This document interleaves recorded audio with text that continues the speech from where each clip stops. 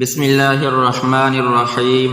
سامعین گرامی، کربلا کی کہانی بہت ہی دردناک اور افسوسناک کہانی ہے۔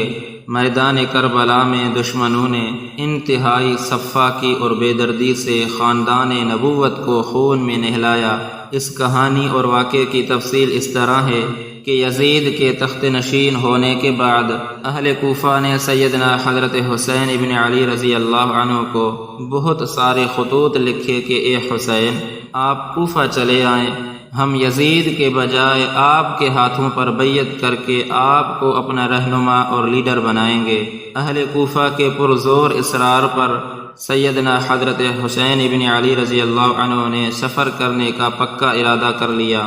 حضرت عبداللہ ابن عمر اور حضرت عبداللہ ابن عباس رضی اللہ عنہما نے خیر خواہی اور مشورے کے طور پر سیدنا حضرت حسین کو کوفہ جانے سے روکا، مگر چونکہ آپ سفر کا عزم کر چکے تھے اس لیے آپ نے وہ مشورہ قبول نہ کیا اور سفر پر روانہ ہو گئے۔ دوران سفر آپ نے اپنے چچا زاد بھائی مسلم بن عقیل کو کوفہ میں قاصد بنا کر بھیجا کہ تم وہاں جاؤ اور کوفے کے حالات معلوم کر کے ہمیں اطلاع کر دو، اگر وہاں کے حالات درست ہوں تو ہم یہ سفر اختیار کریں۔ جب مسلم بن عقیل کوفہ پہنچے تو 12,000 کوفیوں نے حضرت حسین کے نام پر حضرت مسلم بن عقیل کے ہاتھوں بیعت کر دی۔ ان حالات کے پیش نظر حضرت حسین بن علی رضی اللہ عنہ کو اطلاع دی گئی کہ حالات سازگار ہیں، آپ کوفہ تشریف لے آئیں۔ حضرت حسین رضی اللہ عنہ سفر میں ہی تھے کہ دوران سفر اطلاع ملی کہ عبید اللہ ابن زیاد نے مسلم بن عقیل کو قتل کروا دیا۔ یہ عبید اللہ بن زیاد یہ کوفے کا گورنر بنا تھا اور اس نے حضرت مسلم بن عقیل کو قتل کروا دیا ہے۔ یہ خبر سن کر حضرت حسین کے جو رفقائے سفر تھے انہوں نے پکا عزم کر لیا کہ اے حسین، اب ہم پیچھے نہیں جائیں گے، ہم مسلم بن عقیل کے خون کا بدلہ لے لیں گے۔ جب قافلہ روانہ ہوا، مقام قادسیہ سے کچھ آگے پہنچا تو حر بن یزید 1000 لشکر کے ساتھ نمودار ہوا، اور حر بن یزید کو اس بات کا پابند کیا گیا تھا کہ حضرت حسین کو لشکر سمیت گرفتار کر کے کوفے کے گورنر عبید اللہ ابن زیاد کے سامنے پیش کیا جائے۔ حضرت حسین ابن علی نے یہ منظر دیکھا تو حر بن یزید کو تنبیہ فرمائی، تم نے خود خطوط لکھ کر مجھے بلوایا ہے، اب تم دغا بازی کیوں کرتے ہو؟ پھر آپ نے وہ تمام خطوط حر بن یزید کو دکھائے کہ یہ خطوط دیکھو، ان خطوط کے بنیاد پر میں تمہارے پاس آیا ہوں۔ حر بن یزید نے دھمکی آمیز لہجے میں کہا کہ اے حسین، جنگ سے باز رہو ورنہ بصورت دیگر تمہیں قتل کر دیا جائے گا۔ یہ سن کر حضرت حسین ابن علی نے فرمایا، سأمضی وما بالموت عار علی الفتى اذا ما نوى حقا وجاہد مسلما، میں روانہ ہوتا ہوں اور نوجوان مرد کے لیے موت کی کوئی ذلت نہیں ہوتی جب کہ اس کی نیت حق ہو اور اسلام میں جہاد کرنے والا ہو۔ پھر حضرت حسین رضی اللہ عنہ نے دوسرا قاصد عبید اللہ ابن زیاد کے پاس روانہ کیا جو کہ کوفے کا گورنر تھا۔ ابن زیاد نے اسی دوسرے قاصد کو بھی قتل کروا دیا۔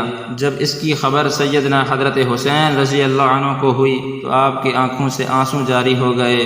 بالآخر بہت طویل مسافت طے کر کے 2 محرم الحرام سن 60 ہجری میں میدان کربلا میں یہ قافلہ پہنچ گیا۔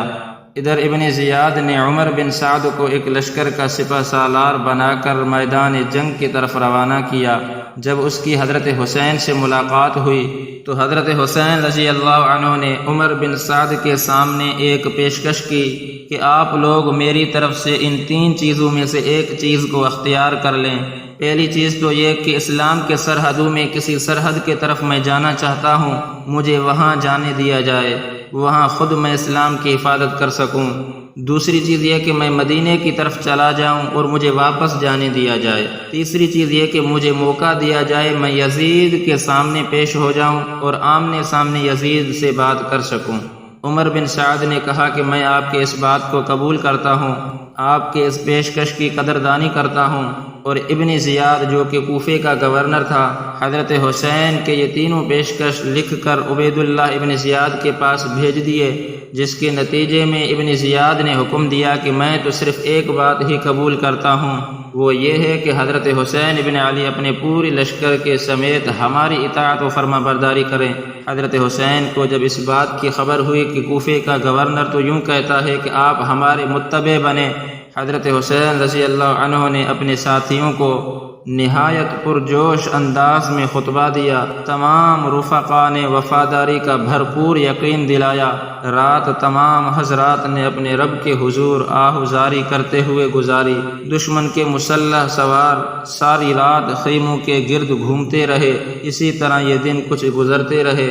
آخر 10 محرم کو فجر کی نماز کے بعد سیدنا حضرت حسین ابن علی رضی اللہ عنہ نے اپنے تمام ساتھیوں کی صفیں قائم کی۔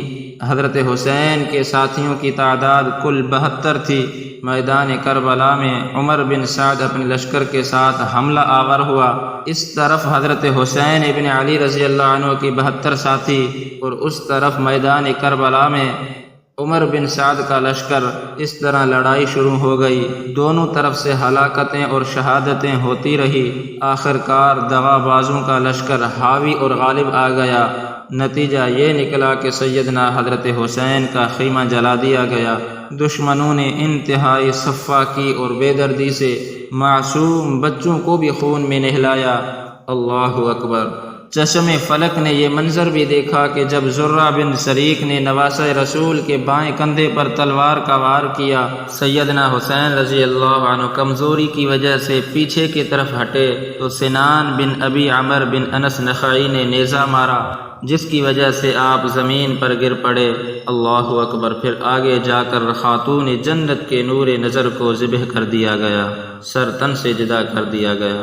اس خون ریز معرکہ میں سیدنا حضرت حسین کے 72 ساتھی شہید اور کوفیوں کے 88 بندے قتل ہوئے۔